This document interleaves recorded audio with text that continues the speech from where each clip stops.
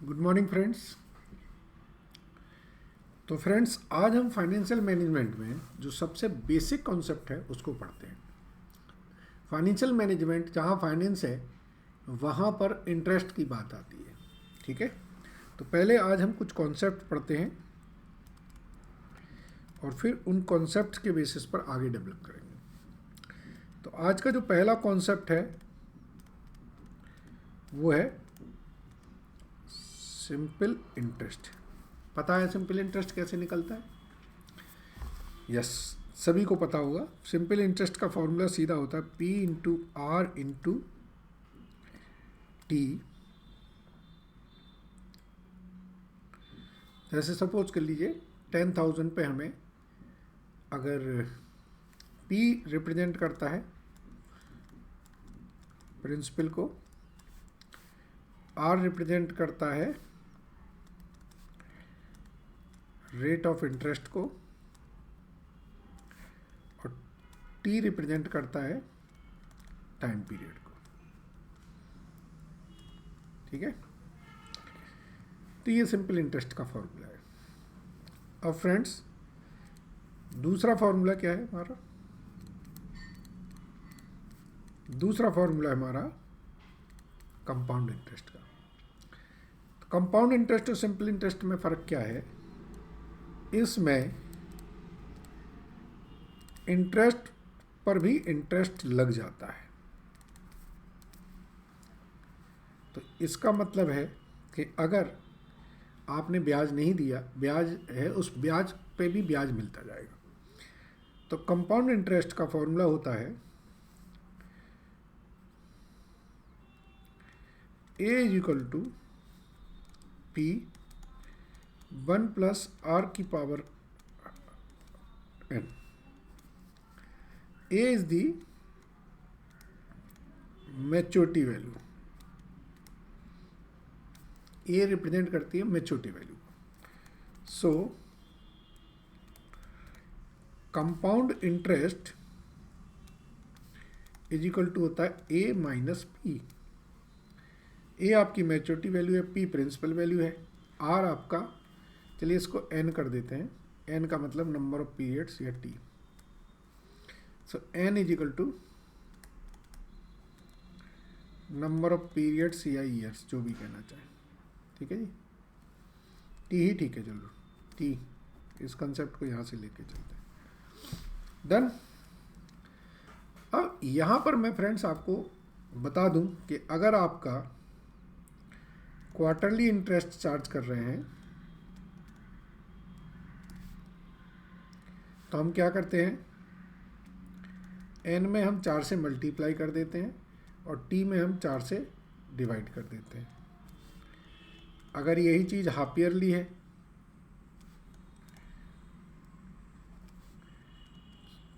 t नहीं sorry r में हम 4 से डिवाइड कर देंगे, तो r में हम 2 से डिवाइड करेंगे और n में हम 2 से मल्टीप्लाई करेंगे। पर्पज ये है कि r है रेट ऑफ इंटरेस्ट एनम का, तो हाफ ईयरली के लिए क्या हो जाएगा, हाफ हो जाएगा। जैसे 10% पर एनम है तो हाफ ईयरली कितना होगा, 5%। और n का मतलब है नंबर ऑफ पीरियड्स, तो अब 2 बार एक्यूमुलेशन होगी। तो पहले अगर मान लीजिए 4 साल है तो 6 महीने की फिर 8 पीरियड हो गए ना। इसी तरीके से अगर ये मंथली होता तो फिर क्या होगा, r divided by 12 and n divided by 12। ठीक है, ये जो फ्रेंड्स a है मैच्योरिटी वैल्यू, इसी को हम बोलते हैं फ्यूचर वैल्यू। फ्यूचर वैल्यू का मतलब आज अगर पैसा है तो बाद में कितना पैसा मिलेगा। ठीक है, चलिए मैं कुछ और समझा दूं।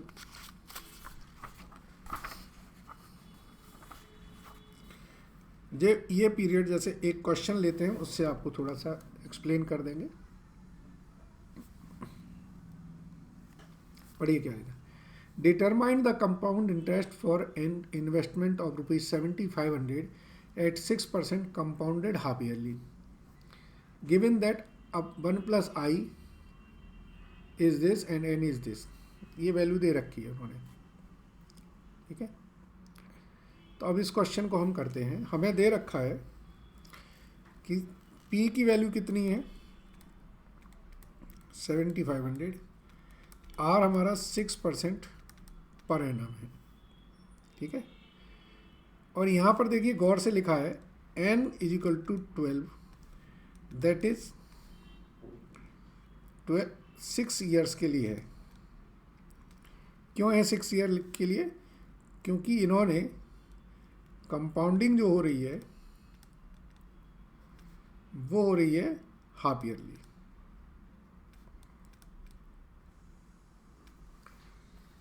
ठीक है नी। सो ये हमारा 0 ईयर है और ये हमारा 6th ईयर है। तो आज की अगर मेरी वैल्यू P है और मैं कहता हूँ कि रेट ऑफ इंटरेस्ट मैं 6% देता हूँ और N भी मैं 6 ईयर लेता हूँ, तो 6 साल बाद मेरी फ्यूचर वैल्यू क्या होगी ये मैं जानना चाहता हूँ। समझ गए? सो A इज इक्वल टू क्या होगा 7500 1 प्लस 3% की पावर 12, दैट इज 7500 1 प्लस 0.03 की पावर 12, दैट इज 7500 1.03 की पावर 12। ये वैल्यू हमें गिवन है इसकी, इंटू 1.42576, तो this comes to how much 10693.2, यानी कि 6वें साल की फ्यूचर वैल्यू मेरी कितनी होगी ये। तो इसका मतलब इंटरेस्ट कितना हुआ मेरा 10693.2 माइनस 7500 3193.2, ये मेरा कंपाउंड इंटरेस्ट। ठीक है ना। बाद में जो पीरियड आना है उसमें ब्याज जुड़ के जो वैल्यू पहुंच रही है वो हमारी क्या कहलाती है, फ्यूचर वैल्यू कहलाती है। ठीक है जी। चलिए अब थोड़ा सा और आगे बढ़ते हैं।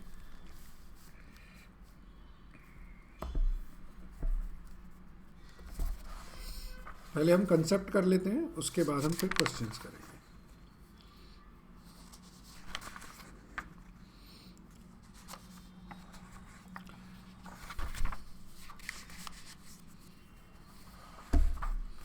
ठीक है फ्रेंड्स। अब मैंने आपको फ्यूचर वैल्यू बता दी है, प्रेजेंट वैल्यू भी निकालना है। अगला कॉन्सेप्ट है जो कितना नंबर था ये 2 नंबर। सो चलिए पहले हम लिखते हैं फ्यूचर वैल्यू क्या है। Future value is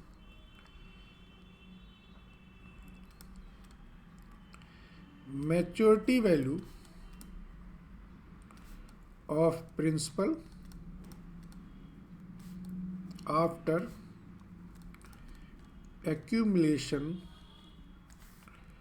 of interest at R% for an year। ठीक है। तो अब अगर मान लीजिए मुझे ये वैल्यू दे रखी है 6th ईयर की, ये मेरा 0 ईयर है और ये मेरा 6th ईयर है। अब मुझे यहाँ पे फ्यूचर वैल्यू गिवन है कितनी 10693.2, ये मुझे गिवन है। अब मैं पूछ रहा हूँ कि उसकी आज की वैल्यू क्या होगी। Now I am asking what will be the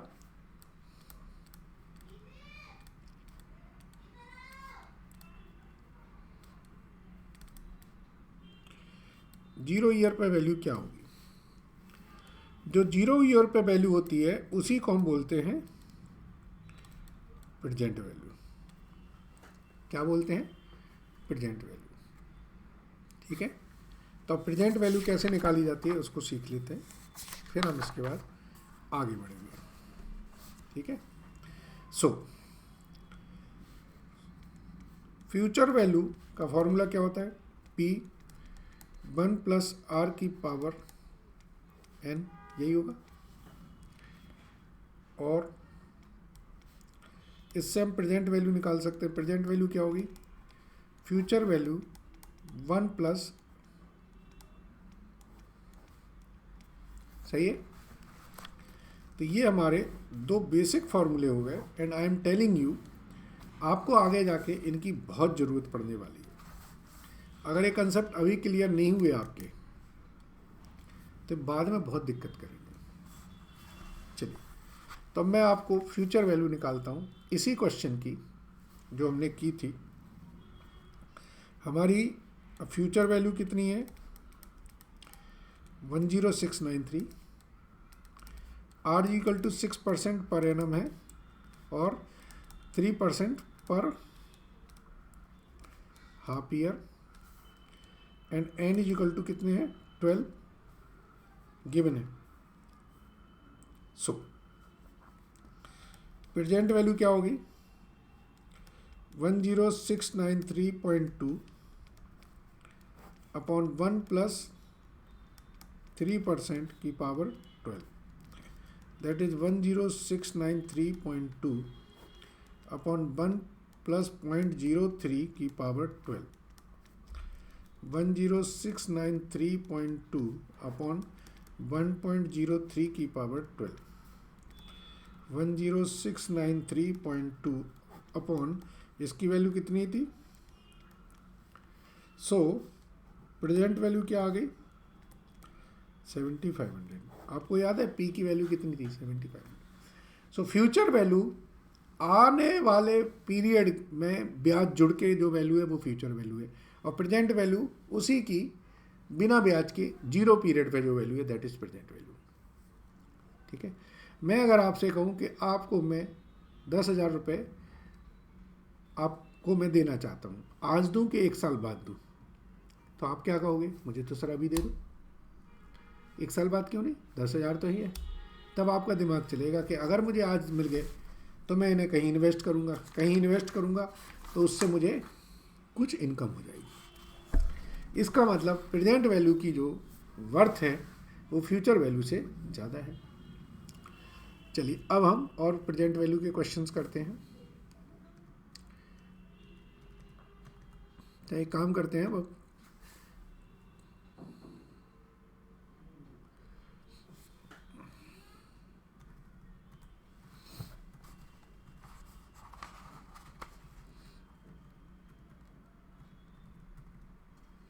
चलिए पढ़िए प्रेजेंट वैल्यू का क्वेश्चन।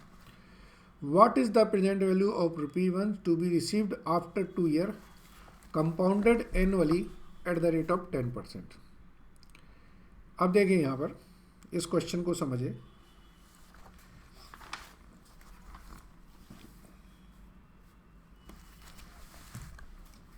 देखिए,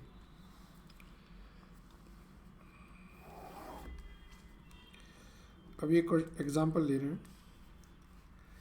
ये पीरियड है हमारा, ये सेकेंड ईयर है, 2 साल बाद। 2 साल बाद आपको वो 1 रुपये देना चाहता है।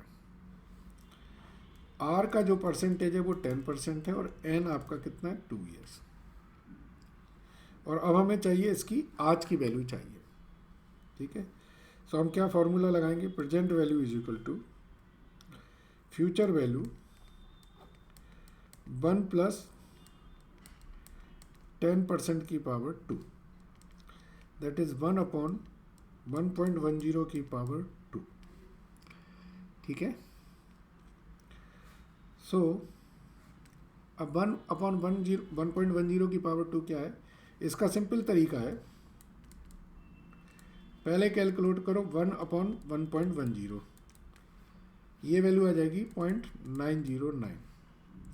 अब क्या करो, इसी में 0.909 डिवाइडेड बाई कर दो 1.10, तो ये वैल्यू आएगी 0.826, और ये क्या होगी? 1 अपॉन 1.10 की पावर 2 होगी। अगर मैं इसको फिर से डिवाइडेड बाई 1.10 कर देता हूँ तो आ जाएगा मेरा 0.751, तो 1 अपॉन 1.10 की पावर 3 हो गई। तो जो रिजल्टेंट फिगर है उसको डिवाइडेड बाई 1.10 करते जाओ कैलकुलेटर से ही, और वो आ जाएगा। मैं दिखाता हूँ करके, देखिए आप, ये कैलकुलेटर है, आप लिखें 1 डिवाइड 1.1, ठीक है, दिख रहा है।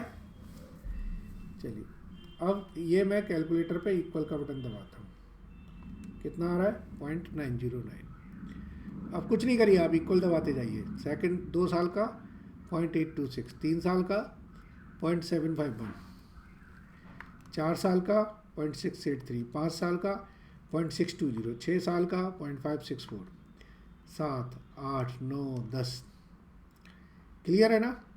अब अगर आप चाहते हैं कि इनकी टोटल वैल्यू पता करनी है तो उसका भी तरीका है। 1.1 डिवाइडेड बाई 1.1, ठीक है। अब पहले साल का कितना 0.909, ये m प्लस है, इसे दबा दीजिए। अब दूसरे साल का m प्लस दबाइए, तीसरे साल m प्लस, चौथे साल m प्लस, पाँचवें साल m प्लस, छठवें साल m प्लस, सातवें साल m प्लस, आठवें साल m प्लस, नौवें साल, और ये 10वें साल। अब ये 10 साल का आपने m प्लस कर दिया है, इसको करिए MR कर दीजिए, मेमोरी रिमूव, तो ये 6.145 आ जाएगा।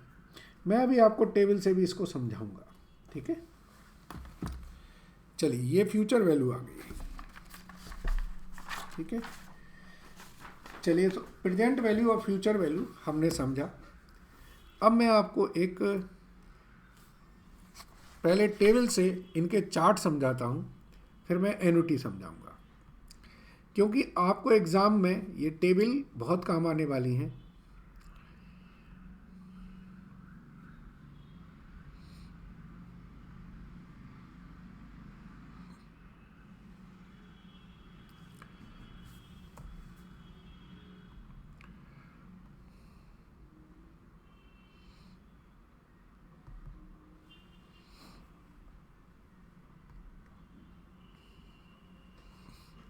ये देखिए फ्रेंड्स, ये टेबल देखना भी एक कला है, मैं आपको सिखाता हूँ, समझिएगा इसकी। चलिए अब आप देखिए ये क्या है, future value of interest factor. आप 1 साल पे 1% से ब्याज लगाएंगे तो ये वैल्यू बनेगी आपकी 1.01, ठीक है, 1.01। आपको याद है अभी 3% का हमने पीरियड लिया था, n इजिकल टू 12, तो कितना लिया था 1.42576।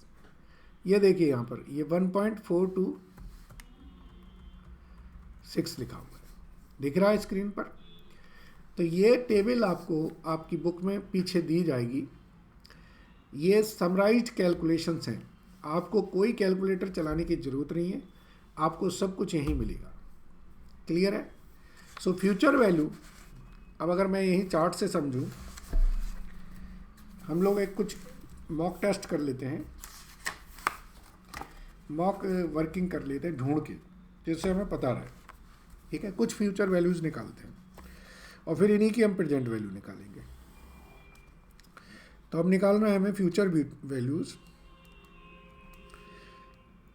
रेट ऑफ इंटरेस्ट हमारा 4% है और एन हमारा 7 ईयर है। चलिए ढूंढें फ्यूचर वैल्यू क्या होगी। देखिए रेट ऑफ इंटरेस्ट हमारा 4% है और एन है 7, तो वैल्यू आप इन दोनों के बीच में आके देखेंगे तो ये मिली हमें 1.316 मिली। तो ये वैल्यू है हमारी 1.316। चलिए रेट ऑफ इंटरेस्ट 9% है, एन हमारा 10 ईयर्स है। अब इसकी वैल्यू निकालिए, फ्यूचर वैल्यू 9% का 10 ईयर्स की ये वैल्यू देखिए, ये दी है 2.367 मिल गया, 2.367। और ले लेते हैं, रेट ऑफ इंटरेस्ट 7% है और n आपका 8 ईयर्स है या 8 पीरियड्स है। 7% 8 पीरियड्स, चलिए ढूंढें। तो 7% पे 8 वाली टेबल में देखेंगे तो आपको मिलेगा ये 1.718, ठीक है, 1.718। तो इस तरीके से हम कर सकते हैं। अब इन्हीं की मुझे प्रेजेंट वैल्यू देखनी है। अगर मुझे फ्यूचर में, मतलब फ्यूचर वैल्यू इसकी 1 है और पीरियड हमारे ये दे रखे हैं r is equal to 4% and n is equal to 7, तो इसकी प्रेजेंट वैल्यू क्या होगी, ठीक है। चलिए प्रेजेंट वैल्यू के लिए ये टेबल आपके इसके नीचे ही दे रखी है। चलिए पहले मैं कैलकुलेटर से करके दिखाता हूँ और उसके बाद हम इसमें ढूंढ के देखेंगे। r इज इक्वल टू 4% है, n इज इक्वल टू 7 है। इसका मतलब है कैलकुलेटर से कैसे निकलेगा, 1 डिवाइडेड बाई 1.04 की पावर 7, ऐसे ही निकलेगा। तो देखिए 1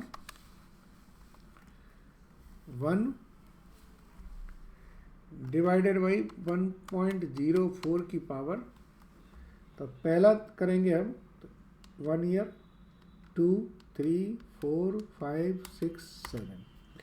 तो गौर से देखिए कितनी आ रही स्क्रीन पर, 0.760 दिख रहा है।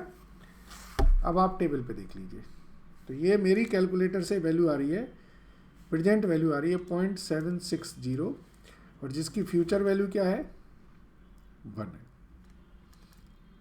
डन।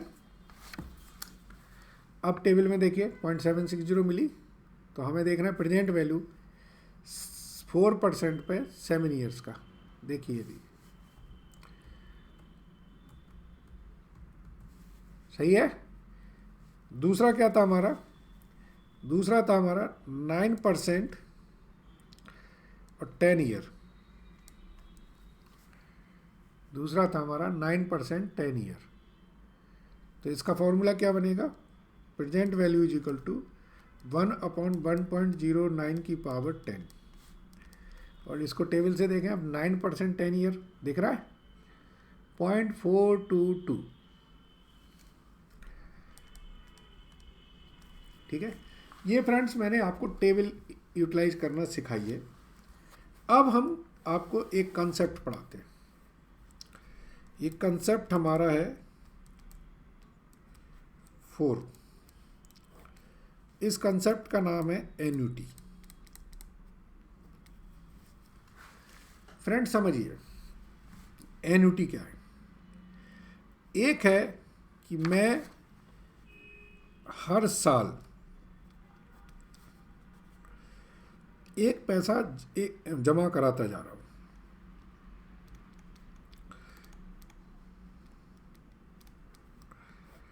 मैंने पहले साल, दूसरे साल, तीसरे साल, चौथे साल, 5वें साल, हर साल के मैंने 1,000 या 10,000 रुपये मैंने जमा करा दिए।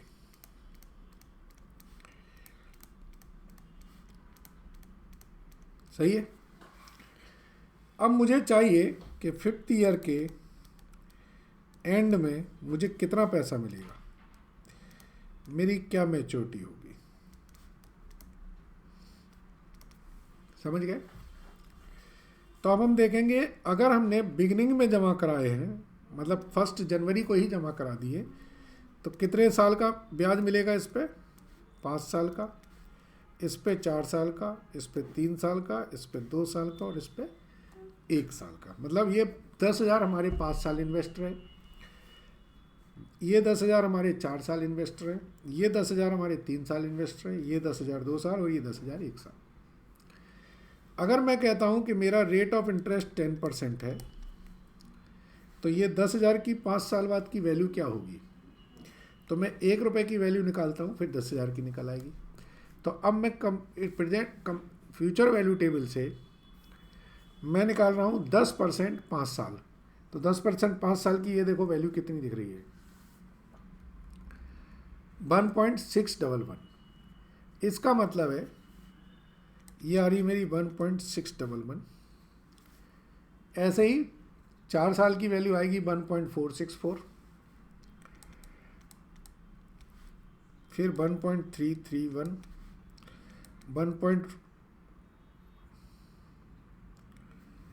1.121 सॉरी, एंड 1.100। एक साल का 10% के बाद ये वैल्यू हो जाएगी। इसका मतलब है 10,000 रुपये मैं 5 साल तक जमा करूं तो ये हो जाएगा। मल्टीप्लाई करके देखेंगे तो फ्यूचर वैल्यू मेरी निकल आएगी कितना, 16,110, 14,640, 13,310, 12,100 और 11,000। इसका टोटल करें तो कितना आएगा,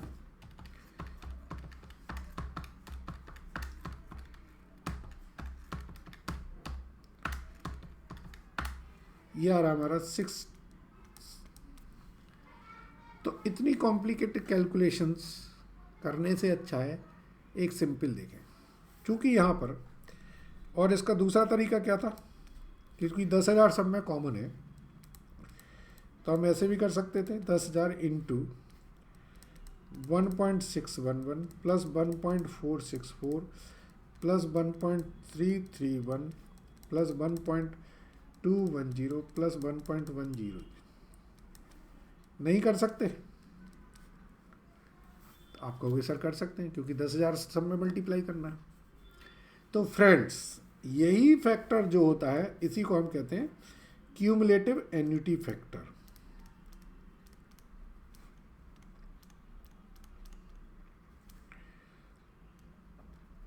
इसका मतलब क्या है अभी दिखा देते हैं। इसको पहले मल्टीप्लाई करें तो ये आ जाएगा हमारा इन सब का total 6.716। That is when cash flows are same. अगर कैश फ्लो सारे सेम है, 10,000 ही जाने हैं, we can use annuity factor instead of calculating individually। अलग अलग कैलकुलेट करने से अच्छा हम एन्युटी फैक्टर कर लें। अब क्या मतलब है इसका, दैट इज अगर मुझे फ्यूचर वैल्यू निकालनी है और मैच्योरिटी वैल्यू निकालनी है तो मैं कहूँगा 10,000 इंटू एन्युटी फैक्टर दीजिए भाई साहब 5 साल का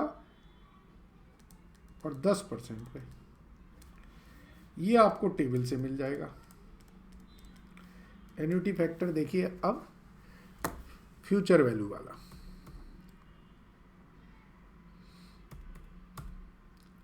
ये आ गया future value of interest factor of ordinary unity. Yes, तो अब मुझे चाहिए 10% पे 5 साल का।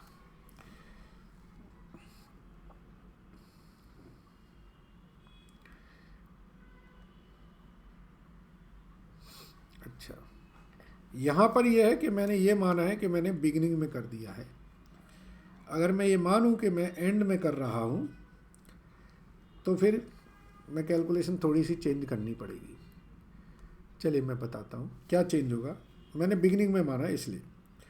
अब अगर यही मैं कहता हूँ कि अगर मैंने एंड में इन्वेस्ट कर रहा हूँ, एंड ऑफ ईयर इन्वेस्ट करता हूँ, तो ये 5 साल की जगह कितने साल इन्वेस्ट होगा, ये 4 साल इन्वेस्ट होगा। इस पर 3 साल का ब्याज आएगा, इन पे 2 साल का आएगा, इस पे 1 साल का आएगा और इस पे किसी भी साल का नहीं आएगा। इसका मतलब क्या है कि इसका जो फ्यूचर वैल्यू बनेगी वो कितनी बनेगी, 1.331, 1.210, 1.100 एंड 1.00। ठीक है, तो ये टोटल करेंगे अगर हम तो ये आ जाएगा 14,640, 13,310, 12,100, 11,000 और 10,000। इसका टोटल करेंगे तो ये आ जाएगा हमारा 6.716।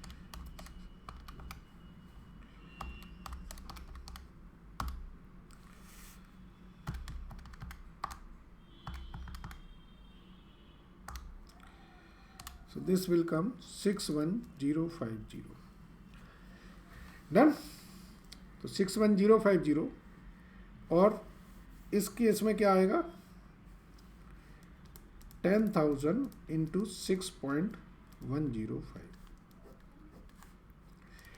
61050। ठीक है।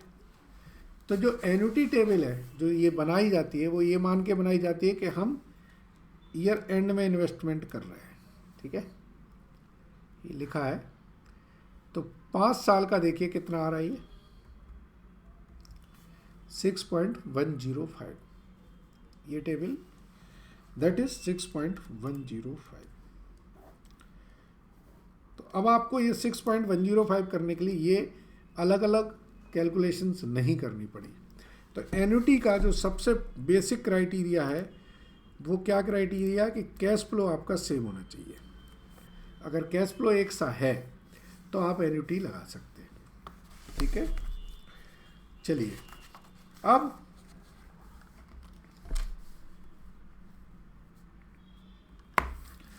हमने फ्यूचर वैल्यू एन्युटी पे लगाई है, अब इसी चीज़ की हम प्रेजेंट वैल्यू पे एन्युटी लगाते हैं।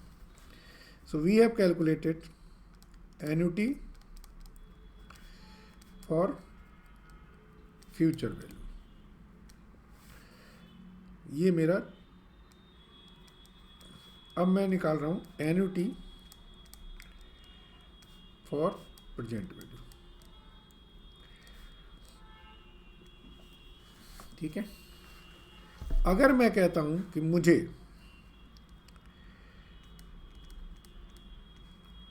कैश फ्लो रिसीव्ड हो रहा है ईयर एंड पे, पहले साल में, दूसरे साल में, तीसरे साल में, चौथे साल में, 5वें साल में। पहले साल में मुझे 10,000 मिल रहे, दूसरे साल में मुझे फिर से 10,000 मिले, तीसरे साल में 10,000 मिले, चौथे साल में 10,000 मिले और 5वें साल में 10,000 मिले। ठीक है, तो अब इनकी ये पूरे टोटल 50,000 मिलेंगे, लेकिन मिलेंगे कब 5 सालों तक। इन सब की आज की वैल्यू क्या होगी, तो मैं क्या करूँगा PV factor present value factor लगाऊंगा 10% पे। तो इसमें क्या है 1 डिवाइडेड बाई 1.10 1 साल का, ये 2 साल बाद मिल रहे हैं।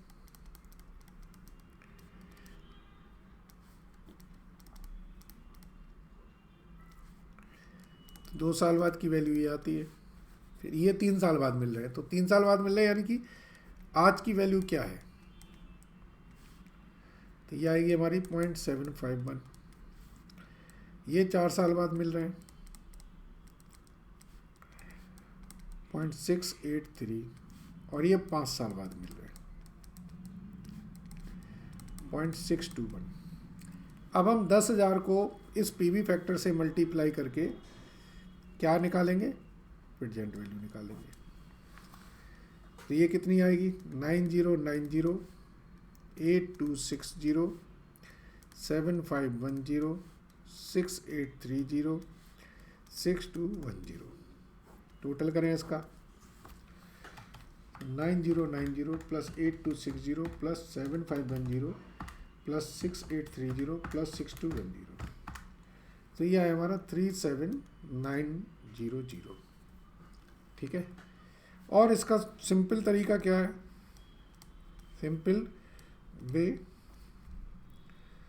Present value of annuity factor निकालिए एट 10% एंड 5 ईयर्स का।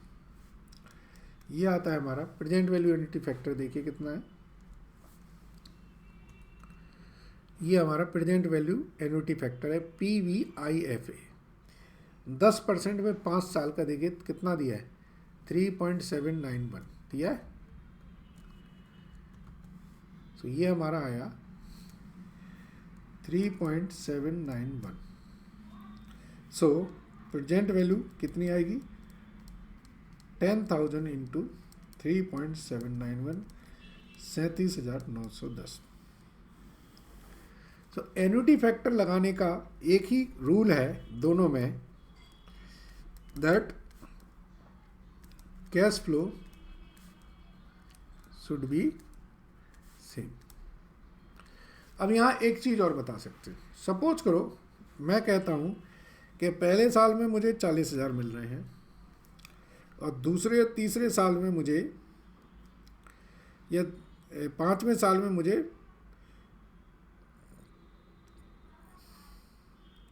70,000 मिल रहे हैं, लेकिन मुझे 3 साल ये मिल रहे हैं।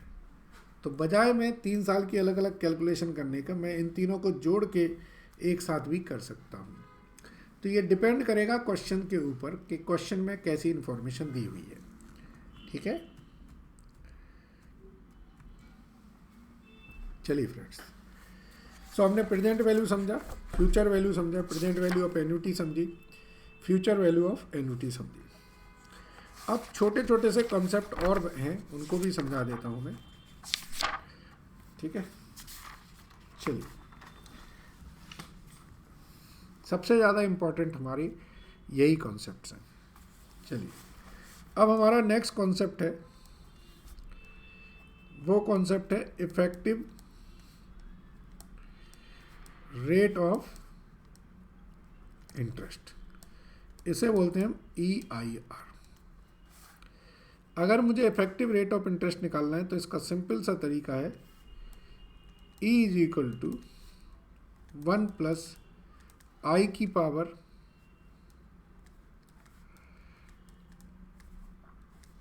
ठीक है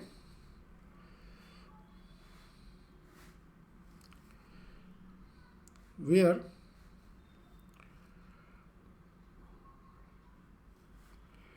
M वही है, number of compounding per annum. एक क्वेश्चन ले लेते हैं, उससे आपको समझ में आ जाएगा। चलिए, पढ़ी गया है, if the rate of interest is 10% payable quarterly, find the effective rate. 10% quarterly है, लेकिन मतलब हर 3-3 महीने में लग रहा है। तो इसका फॉर्मूला क्या होगा? Effective interest rate is equal to 1 plus 10% divided by 4 अब -1। ठीक है, तो ये आ जाएगा आपका 10.38% इफेक्टिव इंटरेस्ट रेट। इसका मतलब क्या है कि जैसे सपोज करो ये Q1 है, ये Q2 है, ये Q3 है और ये Q4 है। आपने 10,000 रुपये या 1,000 रुपये पे ब्याज लगाया, तो पहले आप 1,000 रुपये पे लगाएंगे तो ये आपका 25 रुपये निकलेगा। फिर अगले क्वार्टर में भी 25 रुपये, फिर अगले क्वार्टर में भी 25 रुपये, फिर अगले क्वार्टर में भी 25 रुपये। ये तो ये है, लेकिन अब इन 25 रुपये पे भी 3 क्वार्टर का ब्याज लगेगा। इस पे 2 क्वार्टर का ब्याज, इस पे 1 क्वार्टर का। तो जब इन सबको जोड़ेंगे तो ये तो 100 रुपये हो गए, ये आपके 10% के बराबर है। और ये जो ब्याज पे ब्याज मिलेगा ये आपका 38% के बराबर आ जाएगा, मतलब 0.38% के बराबर आएगा। क्लियर है ना? तो फ्रेंड, यही चीज़ समझनी होती है कि इसको कैसे करना है। ठीक है, तो ये हमारा इफेक्टिव रेट ऑफ इंटरेस्ट का कॉन्सेप्ट आया।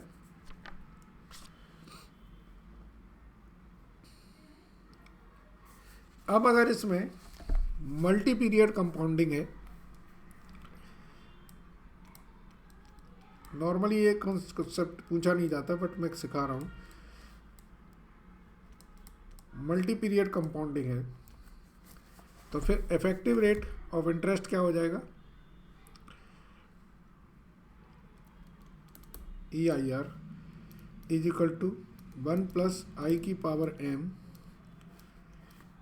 N into M। N is the number of years. ठीक है जी, तो फिर वो आपका कंटिन्यूस कंपाउंडिंग का फॉर्मूला इस पर लगा देते हैं। इसके बाद फ्रेंड्स अगला कॉन्सेप्ट हमारा है, वो कॉन्सेप्ट है loan amortisation and capital recovery. इसका मतलब समझ लीजिए, लोन एमोर्टाइजेशन, जो जैसे आपने कभी कोई होम लोन लेते हैं तो होम लोन पे आपकी एक ईएमआई कैलकुलेट होके आ जाती है। तो वो ईएमआई कैलकुलेट में कितना ब्याज होता है और कितना इंटरेस्ट मतलब प्रिंसिपल होता है, वो चीज़ें हमें समझनी होती हैं। ठीक है,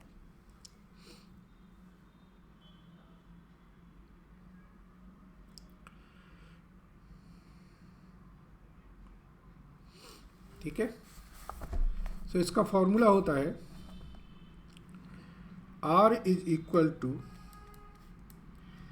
PVA अपॉन PVIFA। मैं एक एग्जांपल लूँगा, उससे आपको समझ में आ जाएगा। सपोज लोन अमाउंट है आपकी 1,00,000 रुपये, ठीक है। पीरियड है 3 साल और रेट ऑफ इंटरेस्ट है 9%, ठीक है जी। जो इंस्टॉलमेंट है वो ईयरली इंस्टॉलमेंट, ठीक है। सो फॉर्मूला क्या होगा, R इज इक्वल टू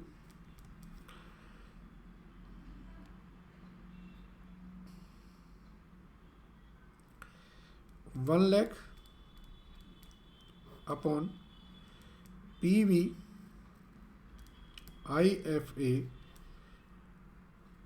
9% का 3 साल का निकालें। अब ये टेबल आपको दे रखी है एन्युटी फैक्टर की।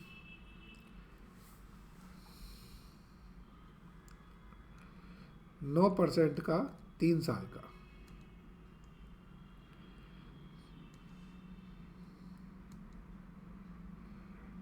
नौ % 3 साल का, देखिए 2.531 आता है।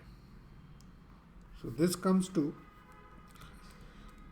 1,00,000 डिवाइडेड बाई 2.531, तो ये आएगा 39,510। ये आपकी ईएमआई आई है। मतलब आप तीन साल में, सॉरी ईएमआई नहीं है, ये वाईएमआई है, ईयरली इंस्टॉलमेंट है, इक्वेटेड ईयरली इंस्टॉलमेंट है। इसको बोलते हैं equated yearly instalment. Equated word आता है मतलब एक ही इंस्टॉलमेंट आएगी। चलिए मैं इसको करके दिखाता हूँ, इसको प्रूफ करते हैं कि ये सही है कि नहीं है, ठीक है।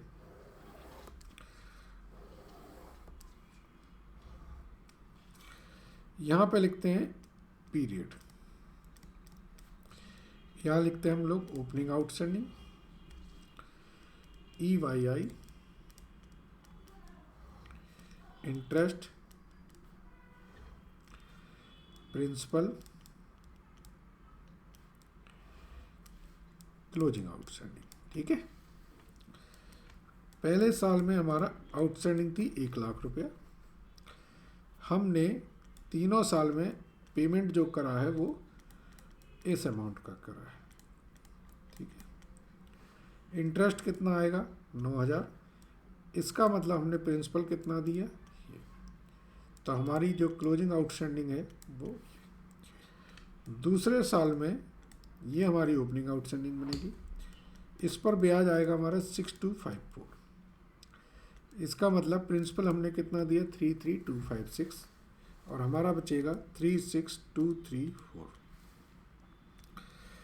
36,234, इस पर जो ब्याज आएगा वो आएगा हमारा 3261। तो प्रिंसिपल हम देंगे 36,234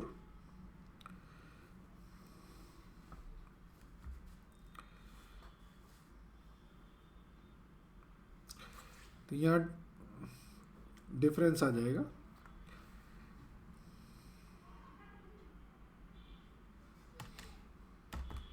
तो ये जो राउंडिंग ऑफ है ये 3276 कर दें, ये बैलेंस बचेगा नील। 10-12 रुपये का फ़र्क पड़ेगा वो राउंडिंग ऑफ की वजह से। अगर हम 3 डिजिट की जगह ऐसे एक्चुअल डिजिट लेते तो एक्चुअल आ जाता है, ये 39,505 के आसपास आता है। तो आपने देखा, तो आप जब होम लोन लेने जाते हैं तो वो इसी से फटाक से निकाल के दिखा देते हैं कि सर आपका इतनी EMI आएगी, इतनी YMI आएगी। कोई रॉकेट साइंस नहीं है उनके पास, ठीक है। चलिए फ्रेंड्स, एक कंसेप्ट और बचता है, 1-2 कंसेप्ट बचे हैं, उनको करते हैं और फिर क्लोज करते हैं ये लेक्चर, ठीक है। बहुत इम्पोर्टेंट लेक्चर था, आपने समझा। चलिए, एक कंसेप्ट है हमारा परपीट्यूटी का, जो भी है, आई होप सो 9 नंबर होगा, परपीट्यूटी। परपीट्यूटी का मतलब है एनुअल या मंथली जो भी हैं वो पेमेंट्स हैं, पीरियोडिक पेमेंट्स हैं for indefinite periods. Periodic payment और receipts for indefinite period at a fixed rate। इसका मतलब समझिए क्या है।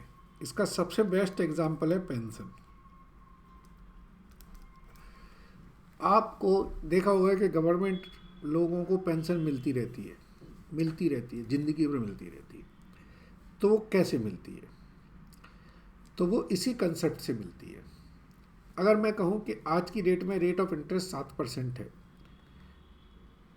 और मैं आपको हर महीने 7,000 रुपये आपसे चार्ज करना चाहता हूँ, तो आप क्या कहेंगे? ठीक है सर, आप 1 लाख रुपए मुझे दे दो, मैं 1 लाख रुपए पे, सॉरी हर साल है तो 1 लाख रुपए पे मैं हर साल का 7% 7,000 आपको दे दूंगा। 1 लाख रुपए पे मेरा ब्याज इतना ही आ जाएगा कि नहीं आएगा? बिल्कुल आ जाएगा।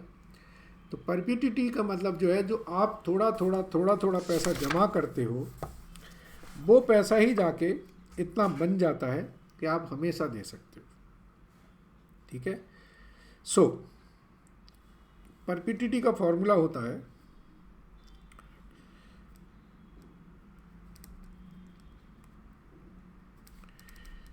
R/I, ठीक है। चलिए मैं आपको एक एग्जांपल देता हूँ, फिर समझ में आएगा। क्वेश्चन लेते हैं एक।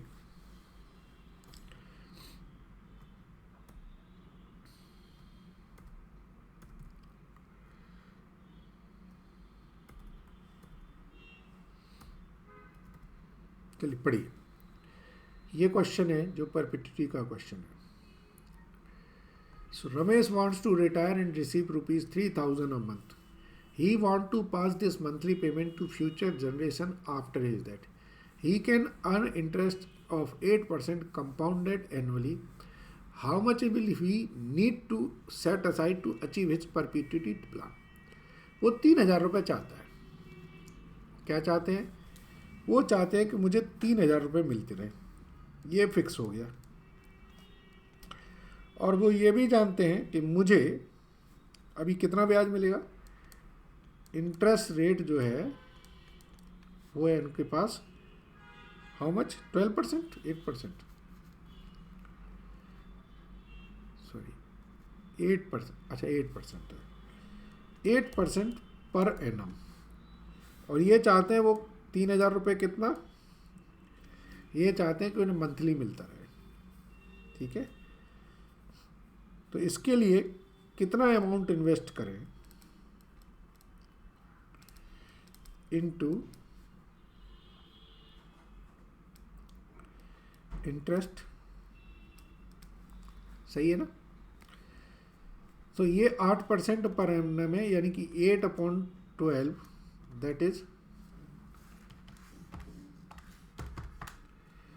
0.66667% मंथली।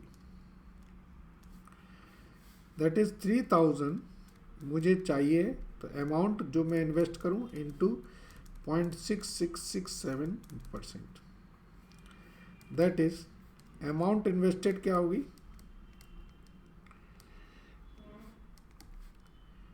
आर का मतलब है इनकी रेगुलर इनकम, रेगुलर पेमेंट और रिसीट्स जो भी लेगा, और आई का मतलब है interest. So amount invested is equal to की 3000 अपॉन 0.6667%, तो दिस कम्स टू 449775। मतलब आप 4.5 लाख रुपए जमा करा दीजिए और आपको हर महीने 3000 रुपये वो आपको ब्याज देते रहेंगे हमेशा, अनलिमिटेड पीरियड तक। अगर आपको याद हो कि पोस्ट ऑफिस में जो MIS स्कीम चलती है वो इसी तरीके की है। चलिए, अब इसमें एक कॉन्सेप्ट आता है ग्रोइंग अप परपिटिटी। ग्रोइंग का मतलब है जो ये पैसा भी ग्रो कर रहा है, ठीक है। चलिए एग्जाम्पल ले लेते हैं इसके लिए।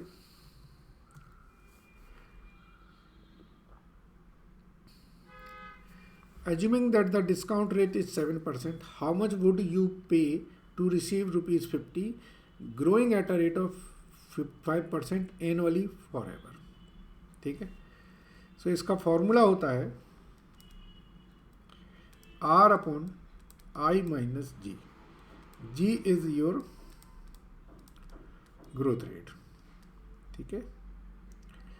सो इसमें लगाएं R, आपको चाहिए कितना, 50 रुपये, आपको चाहिए 50 रुपये मिलते रहे आपको। अभी आपका है 7% और ग्रोथ रेट आपका है 5%।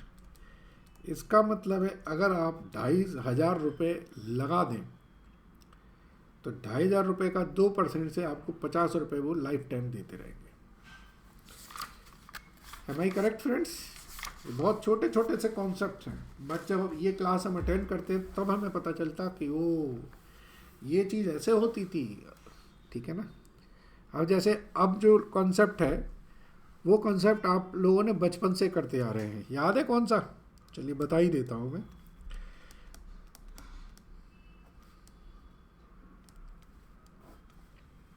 याद आ गया? सिंकिंग फंड आप लोगों ने कई जगह किया होगा।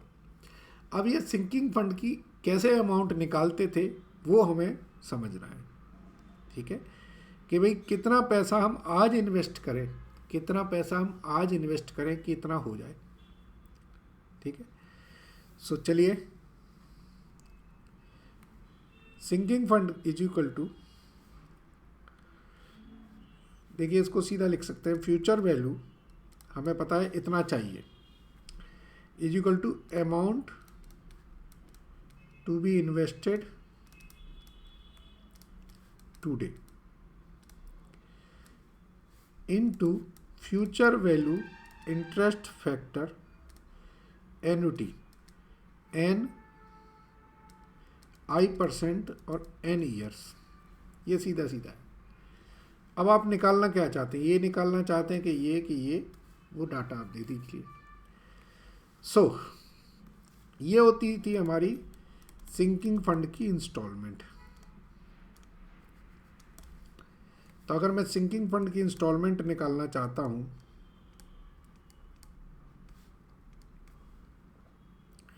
तो इसका तरीका क्या होगा? Future value upon future value interest annuity factor I% और N ईयर।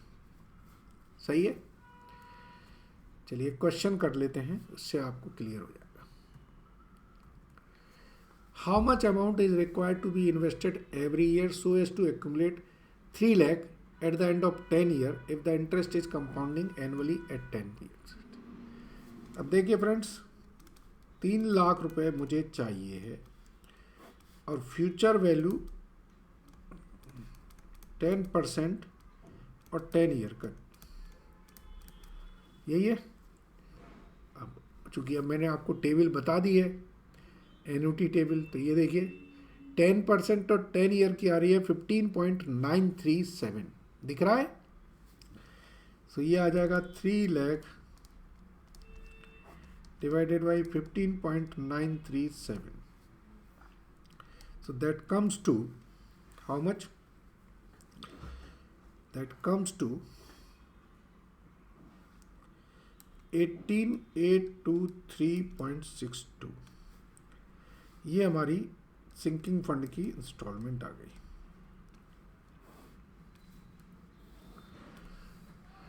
ठीक है फ्रेंड्स, चलिए और क्वेश्चन देखते हैं। अब हमारे कंसेप्ट सारे हो गए हैं, अब इनके क्वेश्चंस रह गए हैं, बस उनको कर लेते हैं। चलिए पढ़ें। AVCL had issued debenture of ₹50 lakhs to be repaid after 7 years, 7 साल बाद रिपे करना है। How much should the company invest in a sinking fund earning 12% in order to able to repay. अब यही क्वेश्चन फिर से लगा दीजिए। हमें पेमेंट कितनी चाहिए? 50 लाख रुपए चाहिए। 50 लाख रुपए चाहिए मुझे कितने साल बाद? 7 साल बाद चाहिए।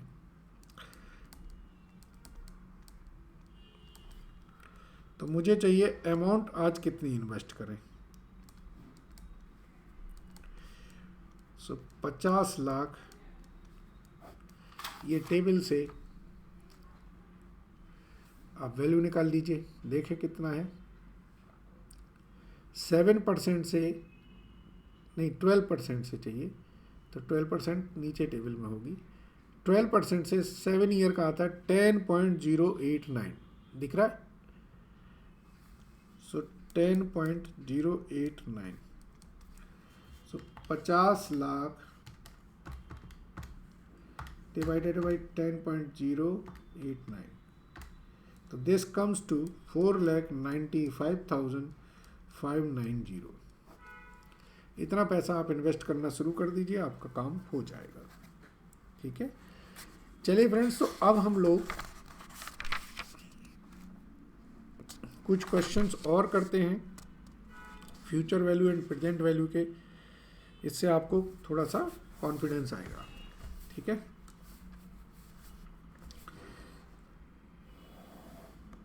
चलिए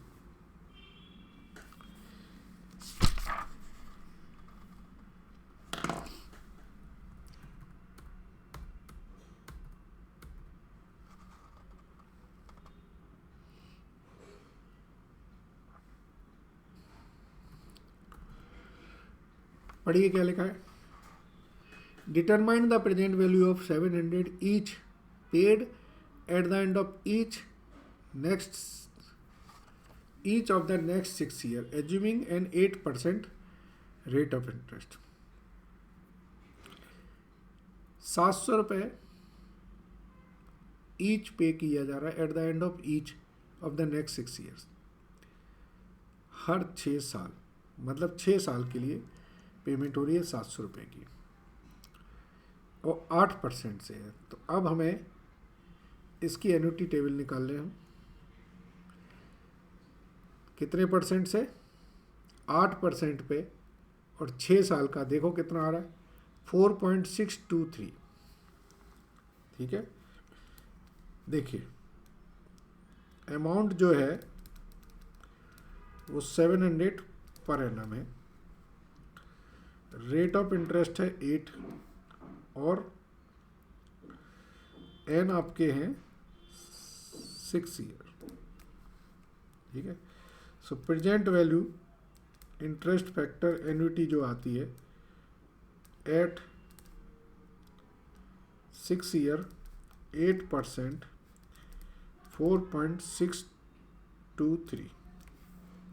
सो प्रेजेंट वैल्यू क्या आएगी? 700 इंटू 4.623, दैट इज 3236.10। ये कहना चाह रहे हैं कि हर साल मैं 700 रुपये दूंगा या 700 रुपये मिलेंगे। तो इन 700 रुपये की जो अलग अलग हर साल में देना है, इनकी आज की वैल्यू क्या है, इन सब की आज की वैल्यू क्या है। तो टोटल तो मिलने हैं 4200, लेकिन इस 4200 की आज की वैल्यू क्या है, जीरो पीरियड पे वैल्यू क्या है, ये हमारी 3236 है। ठीक है, चलिए थोड़े से ऐसे ही क्वेश्चंस हैं, करेंगे तो सीखेंगे। मुझे लगता है अभी तक आपको सारी बातें समझ में आई है। चलिए नेक्स्ट लेक्चर में हम लोग ना इसके और क्वेश्चंस करते हैं। Thank you very much.